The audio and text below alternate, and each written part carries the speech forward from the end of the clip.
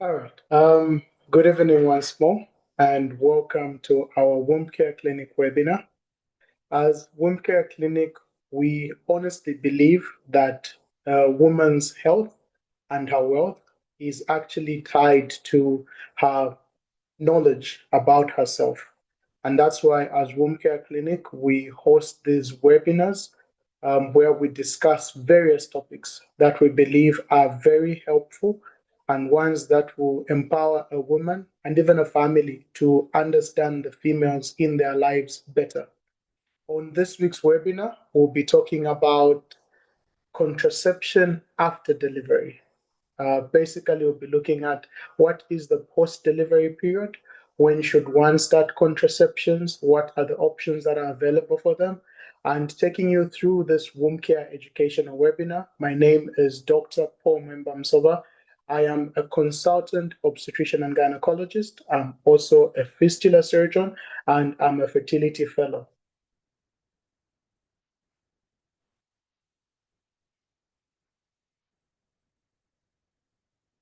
The question always comes up, and this is the old age question. Which came first, the chicken or the egg? In obstetrics, the chicken versus the egg, and in this particular metaphor, the chicken being the menstrual cycle or the bleeding that's associated with menstruation, is what we call the chicken. So the question that I pose is that when does the first ovulation happen after childbirth? Or which one comes first after a woman has delivered? Is it that she'll ovulate first and then have her menses? Or is it that she'll have her menses, then she'll ovulate? I think this is one of the questions that we're going to answer during our presentation. So, what is the post delivery period? The post delivery period medically is known as the postpartum period, and this is the time from delivery up to about 6 weeks. And during this crucial period of time, a woman is actually considered to be pregnant, quote unquote, because what happens is that during this period of time, the hormones of pregnancy are still raging in this particular woman. So, what happens in this period of time? So, what you expect in the postpartum period is that you have a lot of hormonal changes.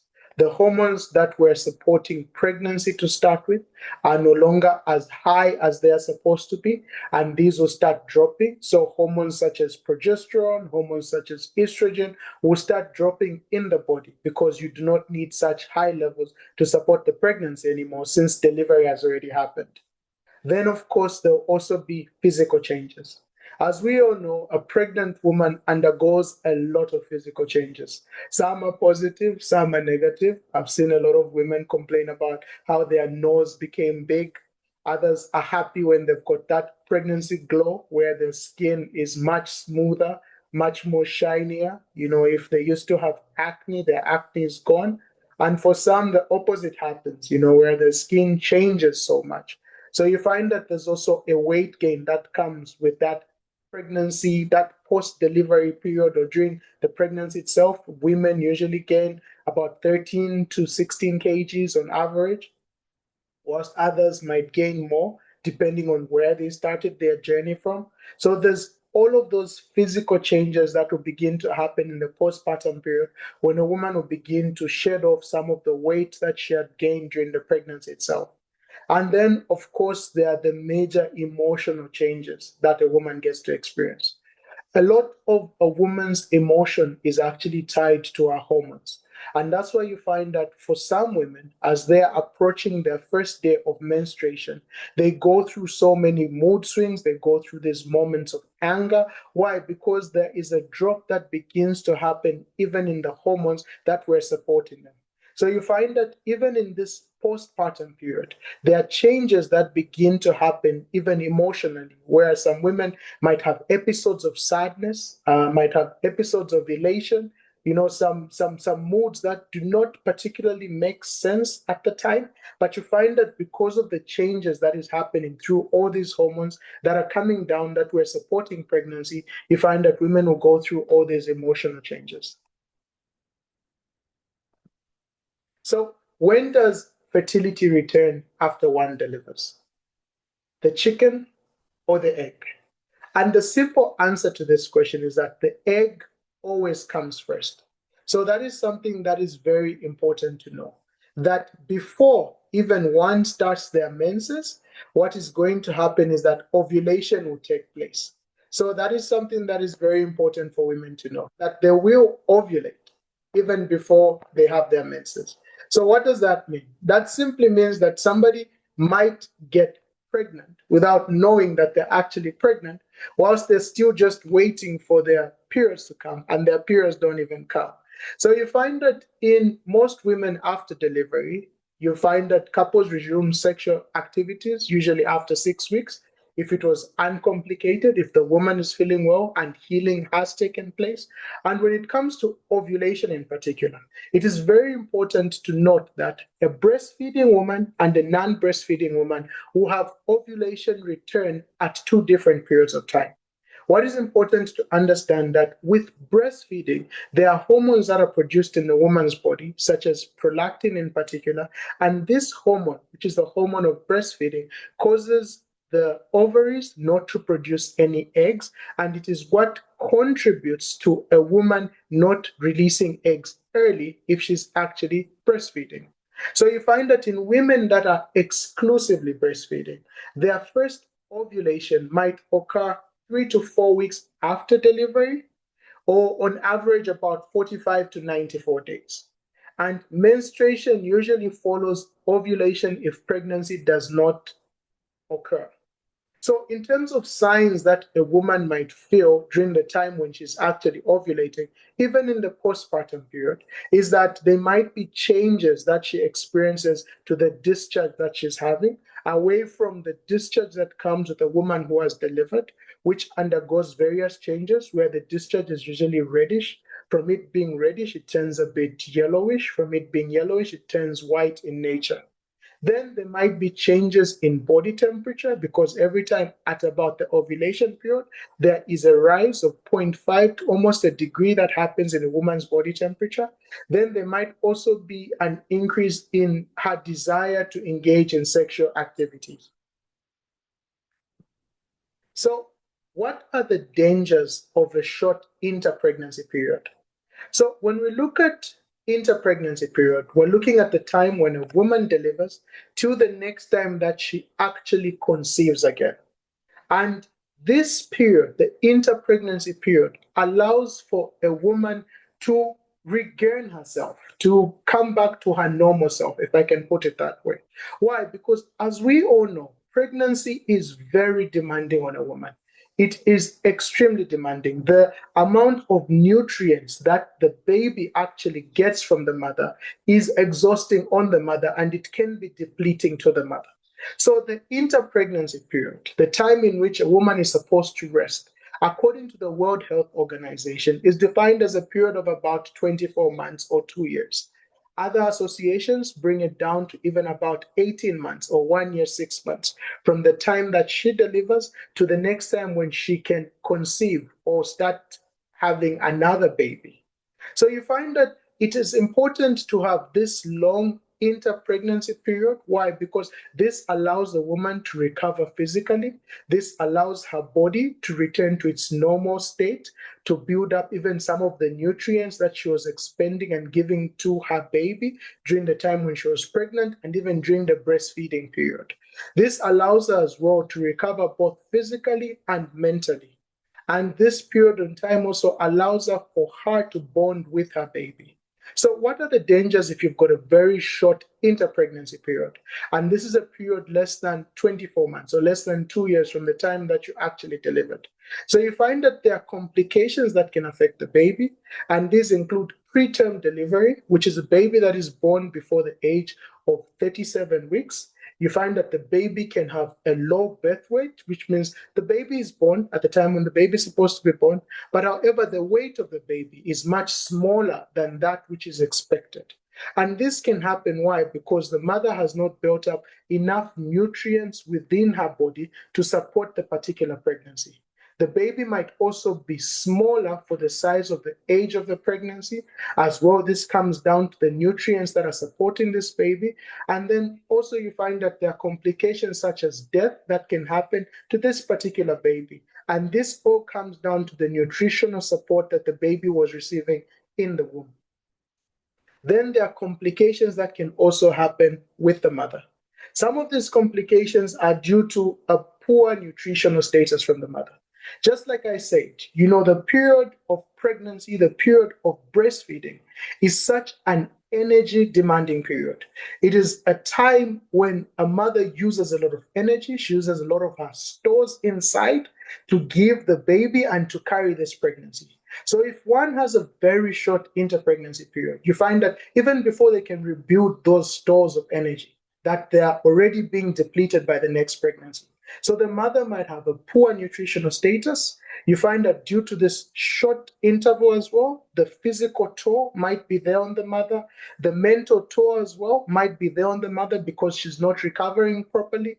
And then there might be complications that ensue during the pregnancy itself, such as bleeding, that might happen at delivery. You find that the placenta, which is the major organ that connects the mother and the baby, will not be functioning properly. And you find that there are these placental problems where it's not providing enough nutrition to the baby. You find that it can also prematurely detach and can lead to bleeding whilst the baby is still in the womb.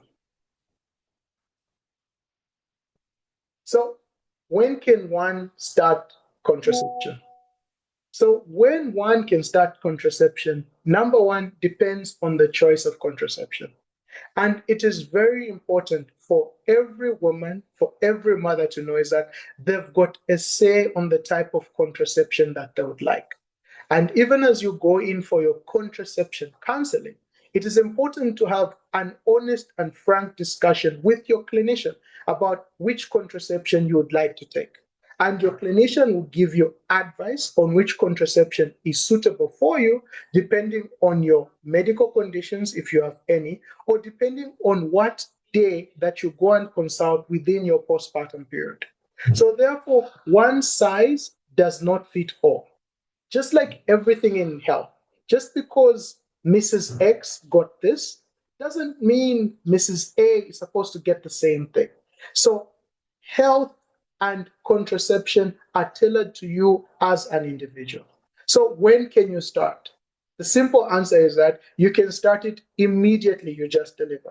So you find that some of the contraceptions that we're going to look at, or the contraceptive methods, are ones that can be given to a woman immediately she delivers. And if you look at whether or not, I think some women will ask, what about the baby? What is the baby going to be receiving if I start getting this contraception? You find that the majority of the contraceptions that we're going to look at that can be started immediately have got, number one, no effect on your lactation, which is your breastfeeding, have got no effect on your baby as well, because studies have shown that women that start contraception immediately, there are no sequelae or consequences that we've seen in the baby's development in terms of milestones, whether or not the baby goes to become a president. There's nothing that has been seen to say, okay, the baby didn't become a president because the mother was taking this particular contraception, nothing whatsoever. So contraception can be started immediately at delivery. It is also important to know that during the first 21 days when a woman has delivered, which is the first 3 weeks when she has delivered, there is no need for contraception. So, regardless of whether she's breastfeeding or not, that period of time just gives her a protection against ovulation. But after 21 days, you find that if a woman engages in unprotected intercourse, there is a likelihood that she might get pregnant during that time. And that's why we're talking about this particular topic of when to get contraception. So this table simply shows you the various form of contraceptives that are out there. It looks a bit complicated, but it starts from the bottom going up, where the different methods of contraception, and the higher you go, the more effective contraceptions actually are. So what are your contraception options? So I divided this part to within a time scale. So within the first 48 hours, or within the first 2 days of having delivered, The options that are there for a woman are the intrauterine contraceptive device, known as the IUD. And under the IUD, there are two types. There is the hormonal, which is the levonorgestrone IUD, and there's also the copper T, the wired IUD. So these ones are perfectly safe to use immediately after delivery. You find that if a woman has decided, even whilst she's having a cesarean section, that I would love to have a contraception afterwards, a doctor can actually insert a contraception immediately during the cesarean section itself. And they've been shown to be extremely safe, and they're able to carry you properly throughout your postpartum period, even as you're recovering, even as you're trying to space your children. Progesterone implants can also be given. These are the ones that we get to put in the arm, the left arm in particular. And you find that there are 3-year ones, there are 5-year ones that one can receive. So these are implants that are readily available and can be put within the first 48 hours. Tubal ligation is something that can be done. I put a connotation to this because research has shown that some women get to regret the choice of tubal ligation if it is one that is made whilst at gunpoint, if I can put it that way, or one that has not been planned for. So it's important to note that when it comes to tubal ligation, this is one of the permanent contraception methods that is actually there, which is non-reversible. So it's important that even as you're making this particular choice, it's a choice that you should have discussed in your antenatal period. You should have planned to say, okay, I think I'll have just this number of children. And even after I deliver, if I'm delivering via cesarean section, it is fine. You can do a tubal ligation. Or after I've delivered, it's okay. You can do a tubal ligation whilst I'm in hospital before I actually go. So tubal ligation is a permanent form of contraception. I received a woman once during one of the consultations. She has 4 babies. The last baby was a very difficult delivery. She had raised blood pressure during that particular delivery, and she had to be delivered via cesarean section. During her cesarean section, an option was given to her about tubal ligation, of which her and her husband gladly accepted. Fast forward 5 years later, she said she wants to have another baby. And she's saying the moment that she made that decision, it was full of fear because of what was going on in her life. And now she would like to have another baby. So it's important that when it comes to tubal ligation, it is something that is well thought of as a family, as a woman, to decide and say, okay, I think we're done. And this is a discussion that you can have as an ongoing discussion during your antenatal care. Vasectomy. Vasectomy will keep on popping up because this is the one contraception that is actually there for men. So this one can be done at any point in time in terms of the man taking the lead, taking ownership of his family and saying, okay, enough is enough. I think I can close now. And I do not want to subject my wife to any more deliveries. And I'm very happy. So vasectomy can be done at any point in time. So 48 to 21 days. So 48 hours after delivery to about 3 weeks. So no contraception is necessary during this period of time. So if you haven't chosen any contraception or you want to give yourself time to think and say, okay, I think I would like to think about what contraceptive method I can use during this period of time, it is still perfectly fine because no ovulation takes place during this period. So this is one of those periods that is part of the safety and window period. However, once you go past this window period, you find that extra contraception will be necessary for you. More especially if you're not exclusively breastfeeding, then that becomes a challenge. So you find that during this period of time, progesterone containing contraceptions can actually be used. However, use of an IUD during this period of time falls into that bit of a gray zone. Why? Because your uterus is now coming back into shape. So it means if you try and insert, there might be challenges at that point in time where there might be daily changes of your uterus, and it might lead to much more frequency of your IUD being expelled. And of course, vasectomy can still be done at that point in time. So we'll still speak to the men. You can still speak to your partner to say, you know what, you can also take a lead in this. So between 3 weeks and 6 weeks, what can a woman receive? So The progesterone-only contraceptions will keep on coming up quite a lot because these are some of the most safe contraceptions that a woman can use in her immediate postpartum period and even after her postpartum period in particular. So you find that the progesterone-containing contraceptions are ones that are very safe and ones that a woman can actually use safely so. And after 21 days, in women that are not at high risk of developing clots, these are women that have not had an episode of severe bleeding, known as PPH. These are women that did not receive any blood transfusion during their delivery. These are women that are not obese, meaning their body mass index is not above 30. You find that these are women that do not have sort of clotting problems, and women that are not breastfeeding. You find that in this special population, these women can start using combined hormonal contraceptions. And after 4 weeks, when the uterus has almost returned into its original shape, you find that at this point in time, an IUD can be placed. So remember, an intrauterine device is advisable for it to be placed within the first 48 hours. That's number one. If that window period has been missed, then you can wait up to 4 weeks, of which that's 28 days when the IUD can actually be placed. And of course, vasectomy can be done at this point in time.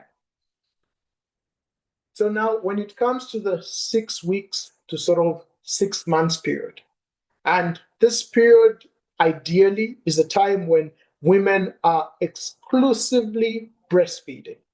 But I know it's a very tough time that we're living in. And I say tough, why? Because we've got a lot of career women right now. And with the career women that we have, I've seen a lot of situations. A woman comes in booking for antenatal, but she just started a new job. And in a new job, there's this clause in the contract to say you cannot get maternity leave within the first 2 years of working for a company or working for a certain industry. So it becomes very difficult for her to get her 4 months of maternity leave that she's actually due. So it means for such women, you find that putting all the leave days together and whatever it is they can conjure up, they just get to have maybe 6 weeks.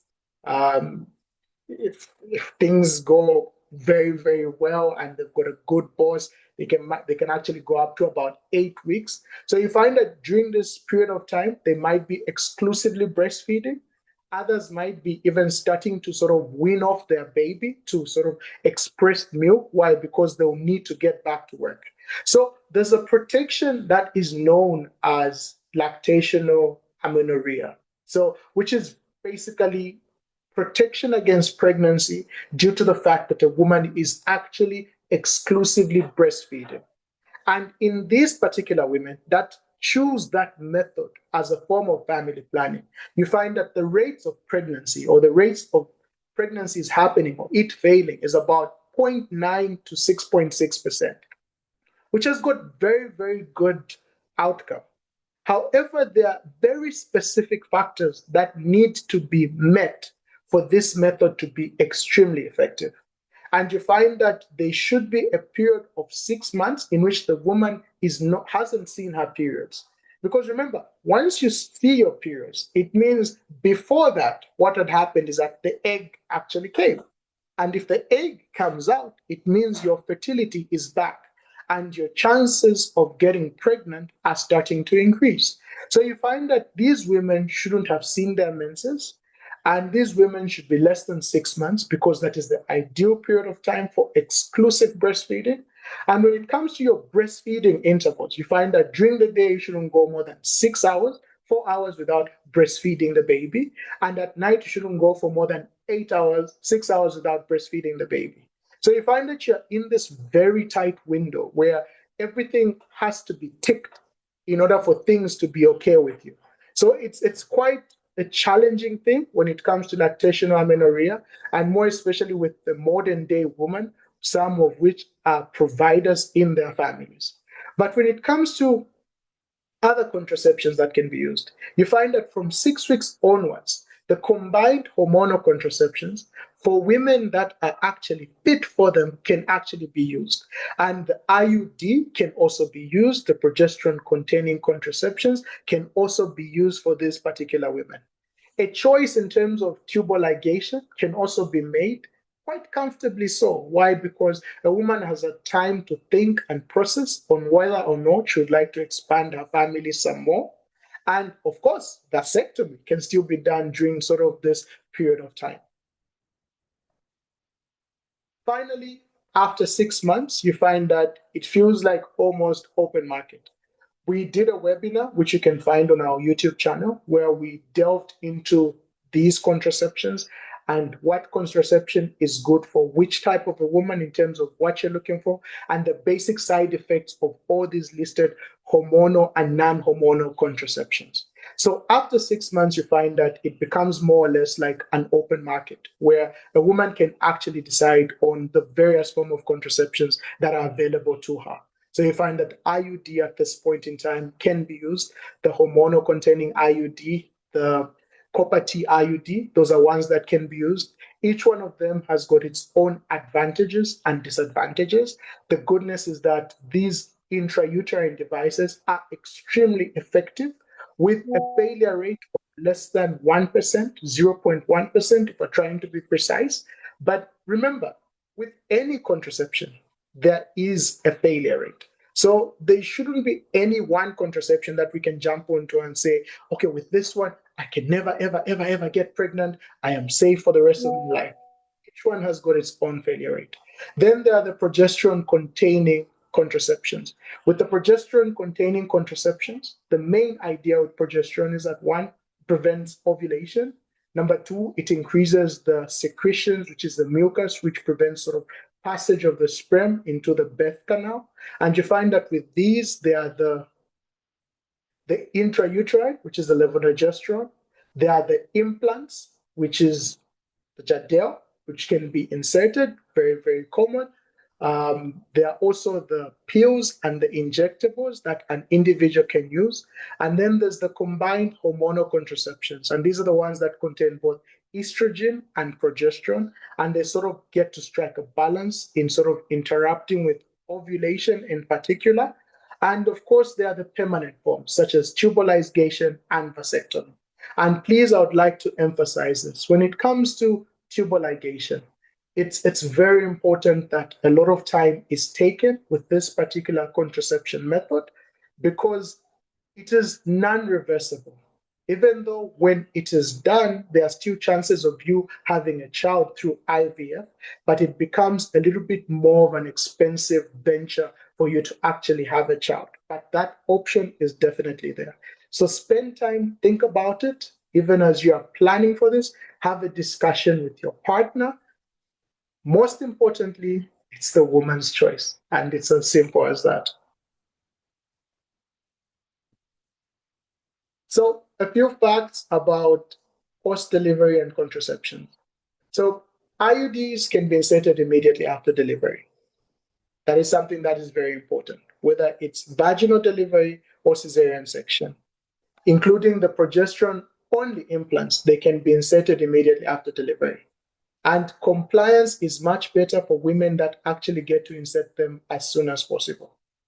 Any unprotected intercourse after 21 days might require an emergency contraception because after 21 days, the chances of you having to ovulate become much higher, with ovulation in some women coming as early as 3 weeks after delivery.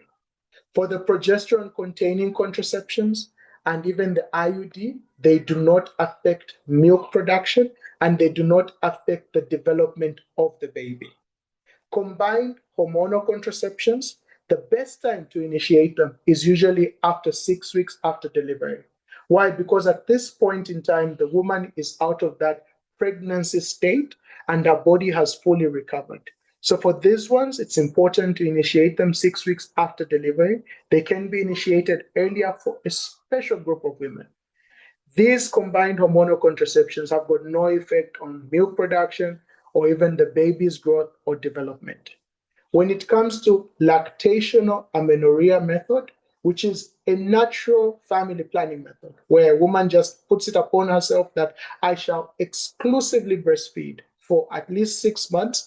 I will not be introducing feeds to this baby because remember, once you start introducing feeds, once you start introducing your pacifiers, your baby will not love to latch on the breast as much as possible and will be feeling full during these periods of time. And this will reduce the amount of expressing that you're actually doing.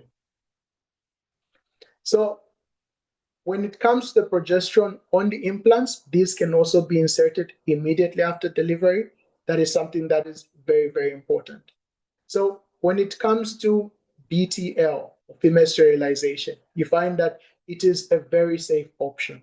However, despite it being a very safe option, it is still a surgical procedure which carries with itself surgical complications. That's number one. Number two, you find that some studies have shown that when it comes to this sterilization method, some women show regret after 2 to 5 years where they want to come back and change. So when you're choosing the female sterilization, which is the tubal ligation, make sure you've really thought about it, have a time to have a discussion with your provider to let you know what are your other options. There are still very effective methods that are there, such as the IUD. These are the long-term reversible contraceptions that are available to you. So with contraception, the most important thing to remember is that it is not about blocking your fertility, but it's simply about empowering you as a woman to make a choice on when you want to start your family, how you'd want to start your family, how many children you'd like to have, and to give you time in the way that you get to approach your life. So, contraception is about empowering you as a woman in order to take control of your life. So, this was Womb Care Clinic's short presentation on contraceptions. I would love to now open it up to the people on the call to see whether there are any questions. Feel free to type them out in the chat or to raise your hand, just unmute and ask your questions, and I'll be able to answer them as best as possible.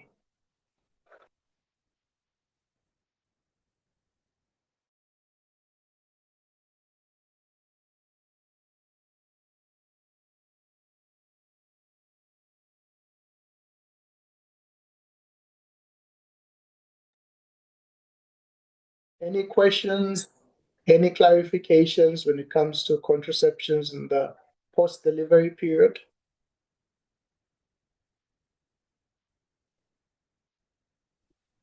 Dr. Msoba, good evening.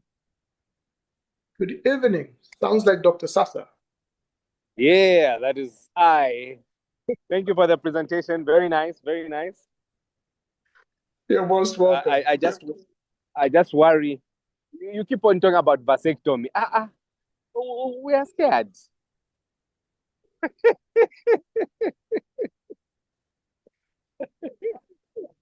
And I'll keep talking about it. Otherwise, thank you for the presentation. It was very, very nice. You're most welcome, Dr. Sasa. So yes, vasectomy, vasectomy, vasectomy, vasectomy. That one will definitely be there for everybody. There's a question by Kawem Lenga saying, great presentation. I want to know if an IUD can stop periods for a woman who just gave birth. Thank you very much for that important question, Kawem Lenga. When it comes to an IUD and stopping periods, to start with, what a woman has after she actually delivers, it's not called a period, but that's just simply called lochia. And lochia is just the body's way of just shading itself off, even as it had become very thickened in order for it to supply all the nutrients that the baby needs. And you find that with lochia usually runs dry by about a 6 weeks period. There are some women that have reported prolonged sort of duration of lochia that can go up to even about 2 months. So that is lochia. So when it comes to the IUD and stopping periods, the one IUD that deals with that menstrual side of it is the levonorgestrone, which is a progesterone IUD. And you find that with the progesterone IUD, a third to almost 50% of women that get to use it over a 6 months to 1 year period actually are found to be amenorrheic, where they do not have periods whatsoever. So you find that when it comes to the IUD as well, if a woman is having abnormal bleeding, that can be associated to maybe factors of the inside of the uterus or even uterine fibroids. You find that a levonorgestrel IUD can be used in this particular women to reduce the amount of blood flow that they're actually having and the amount of loss that they're having, with the hope of banking onto that effect where it causes their periods to absolutely dry out. So I hope I've answered your question, though I decided to take a different approach because that bleeding that a woman has after delivery is not a period, but that one is simply low-key and is part of the adaptation that the body goes through in terms of the changes that need to happen for it to come back to normal. There's a comment from Mr. Mona. Thanks, Doc. Very rich presentation. You're most welcome. Lundi is asking, good evening, Doc. Great presentation. What are the side effects of the progesterone-containing pills or injection? Which is the best for women with fibroids? Thank you very much for that very, very important question. I will refer you to the presentation that we had that is on our YouTube channel, but I'll still tackle that question. So when it comes to the progesterone containing pills or the progesterone containing contraceptions, where the injectables come into play, you find that the major side effects that have been reported by women is sort of this intermittent spotting that comes through in that adaptation period when one has received the contraception. So the spotting in particular can be quite bothersome for some women. So you find that it's not that they're having their menses, it's just that they're having this irregular spotting that just keeps on happening. And you don't know when you're going to be dry or when you're not going to be dry. And this is quite common within the first 3 to 6 months when a woman is actually on this new progesterone containing contraception.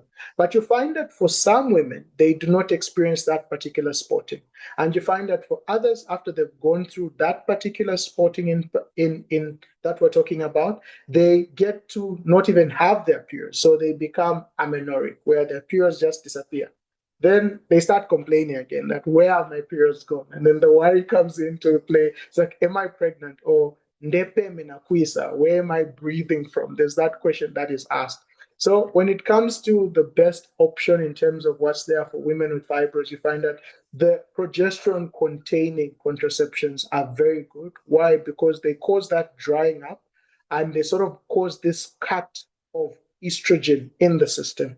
And with the estrogen being cut off and being one of the hormones that feeds the fibroid, you find the fibroid becomes starved and starts reducing in size. So the progesterone containing ones, more especially the intrauterine ones, are the ones that are really good for that. Grace Ngandu says, good evening, Doc. Are there any side effects of the permanent form of contraception? Do they alter which hormones in the long run? So when it comes to the permanent contraceptions, so you're talking about the vasectomy, yes, and you're also talking about the bilateral tubal ligation. So in terms of side effects, very few have been seen.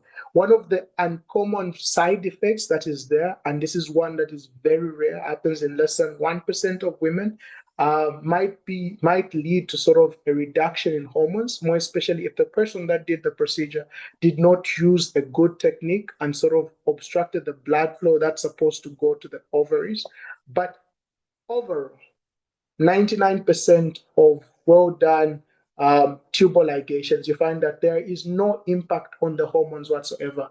The woman continues being the woman because she keeps on having her estrogen, she keeps on having her progesterone, and she keeps on having her normal menstrual cycles. But the only thing that's happening is that we have cut out the pathway where the egg is supposed to pass and where the sperm is supposed to pass for them to meet. So it is that pathway that we've closed off. In terms of the hormonal side of things, you find that that one remains very intact and her cycles continue happening the way that they're supposed to happen. Connie asked any negative effects of the vasectomy procedure. I have not personally read about negative effects of the vasectomy procedure. one question that people always ask about vasectomy is that, okay, so where do the sperms go? What happens? Is there like this huge buildup that begins to happen in your body? And the answer is no. So with vasectomy, again, you've simply cut out the pathway, the vas, which is the transporting duct for the sperms. And one thing that we need to know is that the sperm, the human sperm, is the smallest cell in the human body. And what comes out from the testicular area through the vas only contributes about 5% or less of the total ejaculate that a man gets to give out. So you find that the majority of that ejaculate is something that is coming out from other glands, the seminal vesicles, the prostate itself, contributing majorly to that ejaculate. So you're just losing about 5% or less of that volume. The sperms themselves is that eventually sperms die out. That's what happens. Sperms are produced, they live a certain life cycle of almost about 3 months. After that, they just die. And the cycle still continues. So there are no negative effects that happen in that. In terms of functionality of the man, I always say you will function the way you've always functioned.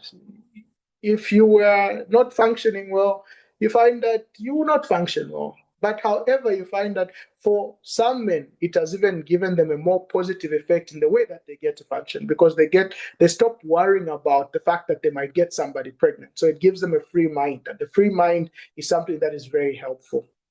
There's a question on from Betha. What is the best family planning for a woman who bleeds nonstop vaginally to all injectables and is not consistent with the oral pills? Thank you very much for that question. One thing that you need to know is that women were never meant to bleed continuously. That's not how it's supposed to be, and that's why the menstrual cycle always exists to say there's a bleeding time and there's a rest time. Because once you're bleeding continuously, then what is going to happen to you is that you're going to keep on losing the oxygen carrying capacity. And that would mean you're just going to be frequently tired, get headaches, make your heart work harder, and your heart might end up failing at some point in time.